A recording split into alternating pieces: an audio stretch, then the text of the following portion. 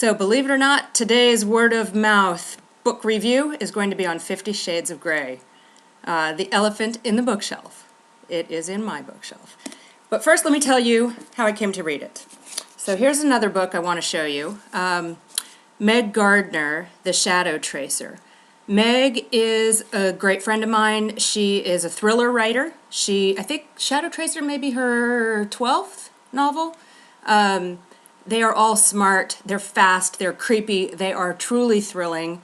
They caught Stephen King's attention, and he really took her on board, sort of under his wing, and helped her break into the American market after she was already a big hit in the British publishing scene. Let me just show you, this is Meg's most recent book. I'm going to show you her picture, if I can find the webcam. Because oh boy, I'm not good at this yet. There she is. Okay, there's Meg Gardner. I want you to see Meg because I want you to see what she looks like. She is a serious writer. I mean, real deal with Meg. Taught legal writing, she's a lawyer too, taught legal writing at UCSB. She won Jeopardy 3 times. Okay, that should tell you something. And not only did she win it, but she was a new mom and dealing with lactation distractions. And she still won it 3 times. That's how smart Meg is. Meg and I were doing a weekend workshop, and I mentioned to her that writing workshop. And I said, oh yeah, I keep seeing this book on Twitter, 50 Shades of Grey, so I actually downloaded it to my Kindle, thinking, you know, what's all this buzz about? And at that point I was 6-7% in, and didn't get it. Did not get why I was hearing word about the book. So I mentioned it to Meg to see if she'd heard anything about it. And she said, what, you're not into older man, younger woman, sadomasochistic bondage stories? And I said, oh really? That's what this book's about? So I opened the Kindle again later, and I did read the rest of the book. I mean, come on. Of course you're going to read it. Anyway, here's what I would say. If a student of mine had brought me the writing, I would have said encouragingly, you've really got something here. You've got some real writing talent. You need an editor. It's not my genre, so I can't really comment on some of the content. But let's set content aside for the most part. You are certainly lacking subtlety and nuance and metaphor that normally is part of an important part of full-length fiction, but perhaps it's not so necessary in this type of genre fiction, and so let's pass beyond that. I think you've also got some dialogue that's a little too on the nose, and your dialogue tags weaken it. You've got a lot of repetition.